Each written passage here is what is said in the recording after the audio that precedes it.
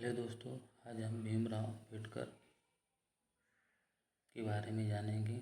उनके क्या क्या सिद्धांत हैं, इनका समाज में क्या योगदान है, इसके बारे में चर्चा करेंगे। पहला देख लेंगे मोटी मोटी में किसके बारे में क्या क्या पढ़ना है। देश से प्रस्तावना, जीवन परिचय, अम्बेडकर के प्रमुख कृति और रचनाएं, संगठन संस्था की स्थापना में योगदान, अम्बेडकर की भूमिका क्या है, अम्बेडकर के सामाजिक विचार क्या हैं।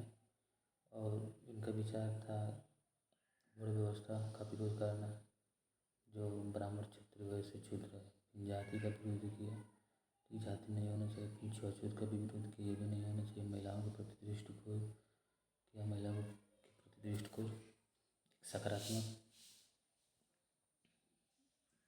पहलू की चर्चा की तथा दलित वर्ग के उत्थान के बारे में भी बताया।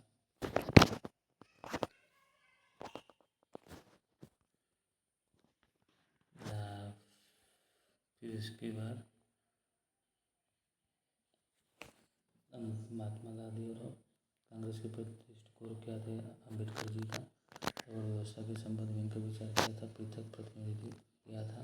धर्म परिवर्तन के संबंध में कांग्रेस का एक हिंदुवादी संगठन के बारे में क्या विचार था।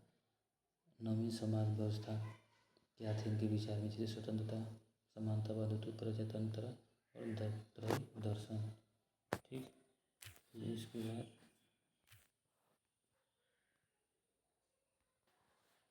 इसके बाद अम्बेडकर का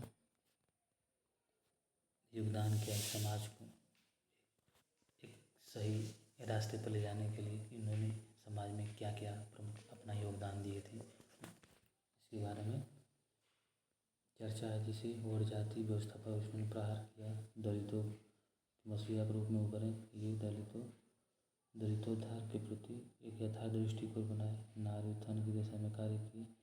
भारतीय संविधान के निर्माण में प्रमुख भूमिका थी इनकी।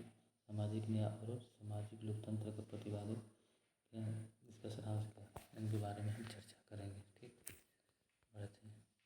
उद्देश्य क्या था महात्मा गांधी और उनके विचार, दोनों को मत का अलग अलग था। कुछ इनका विचार दोनों में मेल खाता था, कुछ मेल नहीं खाता। दोनों विचार क्या है समाज में।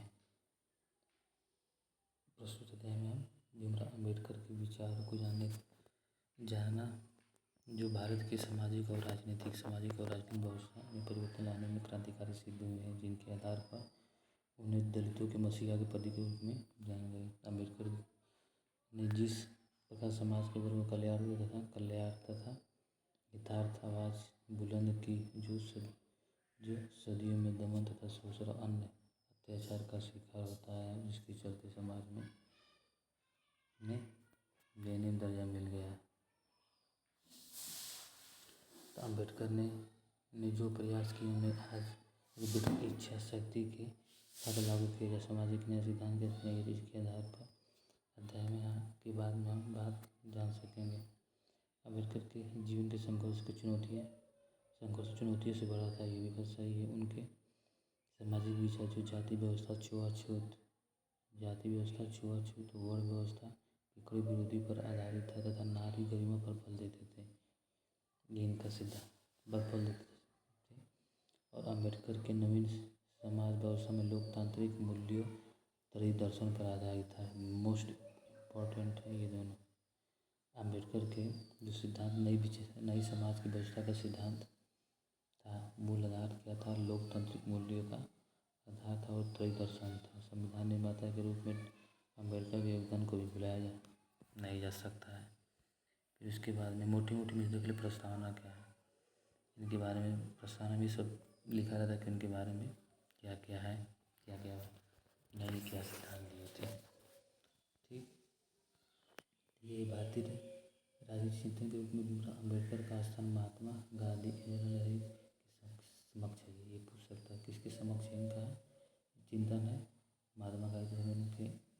महात्मा गांधी और नेहरू के समक्ष है। अम्बेडकर ऐसे चिंतन के रूप में होती है जिसे समाज के वर्ग की आवाज़ों को बुलंद किया, जो सदियों अत्याचार, शोषण, अन्याय, भेदभाव, शिकार आदि होता आया। दलित वर्ग से संबंधित होने के नाते अम्बेडकर ने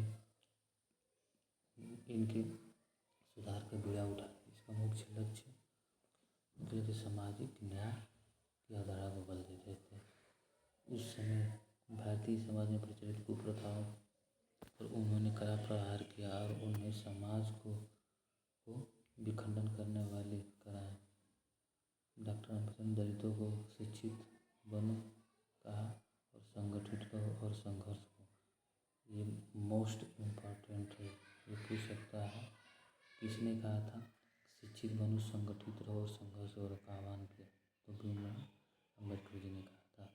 भारतीय संविधान के बाद समिति के अध्यक्ष भी रहे। ठीक, ये भी अपने याद रखना है। भीमराव तथा उनकी भूमिका थी महत्वपूर्ण। इस पद पर रहते हुए उन्होंने सपनों को साकार करने का अवसर मिला। उसमें सफल रहे तो उन्होंने अथक प्रयास से दलितों को सामाजिक समानता की धारा में शामिल होने का मौका मिला। अम्बेडकर ने दलित प्रेम के कारण उन्हें भारत का मार्टिन लूथर भी कहा जाता है।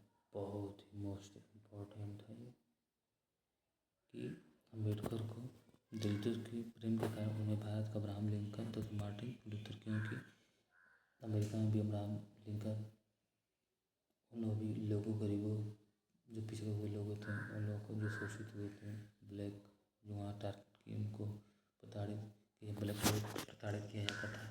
और मार्टिन लूथर जो यूरोप में थे, ये गरीबों के रूप में गरीबों का उत्थान बहुत किया था, इसलिए इनको अब्राहम लिंकन तथा मार्टिन लूथर कहा जाता है। ठीक, अब देख लेते हैं इनका जीवन परिचय क्या है। भीमराव अम्बेडकर का जन्म 14 फरवरी 1991 को कहाँ होता है? इंदौर जो मध्य प्रदेश के पास में महुआ छावनी में हुआ था। इनके जन्म के समय उनका नाम भीम सकपाल था। पूछ सकता है इनका नाम क्या था जन्म के समय? भीम सकपाल था। और महार जाति से संबंधित, किसकी जाति से? महार जाति थी। इसमें डॉक्टर भीमराव अम्बेडकर का जन्म हुआ था।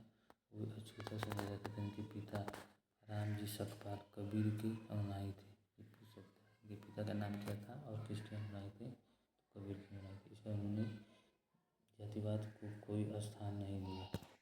इस साथ में अम्बेडकर ने हाई स्कूल की पास की तथा इसके बाद उन्होंने बम्बई के एल्फिंस्टन कॉलेज में प्रवेश किया।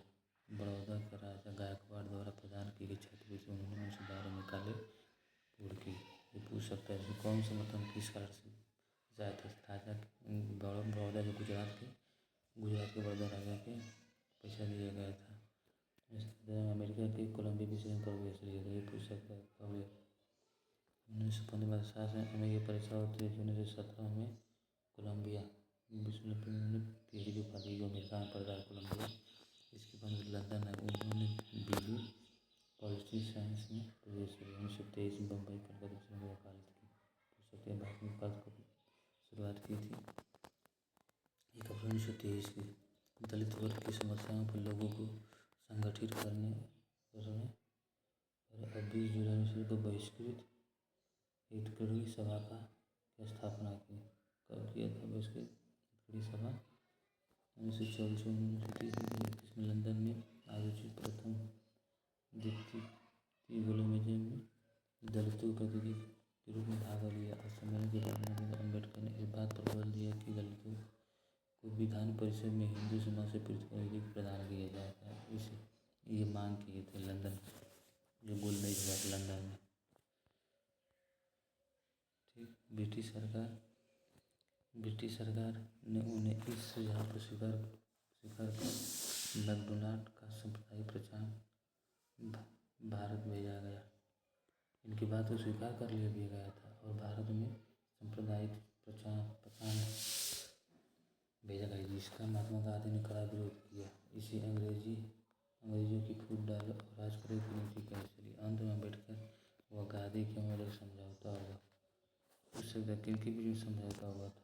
ये अलग से हिंदू से पृथक प्रतिनिधि प्रदान किया जाना चाहिए मांग कर रहे थे महात्मा गांधी, जो पूना के नाम से जाना जाता है, जिसे महात्मा अम्बेडकर को पृथक क्षेत्र की मांग को वापस लेने के लिए तैयार हो गए। अम्बेडकर को पृथक करने का वापस लेने, परंतु कुछ इतिहासकार मत है कि समझौता यह तय हो गया कि सत्रह के बाद संविधान के माध्यम से दलितों को आरक्षण दिया जाएगा। ये भी तैयार हो गया था। इसमें कुछ खास नहीं है। इसके साथ ही अम्बेडकर माना था कि व्यक्तिगत संस्थाओं को अछूत अधिकार प्रदान करने में छूट नहीं है। 1924 में इंडिया ये पूछ सकता है। 1936 में अम्बेडकर ने इंडिपेंडेंट लेबर पार्टी की स्थापना की। दलित मजदूर किसान कार्यों को लेकर 1957 में एक चुनाव लड़े। बम्बई पुलिस में चुनाव लड़े थे। जातियों के लिए सुरक्षित 15 सितंबर 1923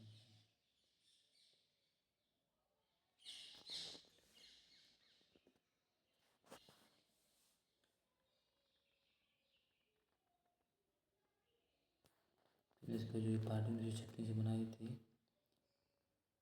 इंडिपेंडेंट लेबर को, इसने अखिल भारतीय अनुसूचित जाति संघ में बदल दिया था। समझ गए। उसके बाद में जो इम्पोर्टेंट है बताया है। 1900 भारतीय बुद्ध महासंघ की स्थापना किया था। कब किया था ये? भारत में बौद्ध धर्म प्रचार प्रसार का बीड़ा उठाने से 15 दर्शाया गया।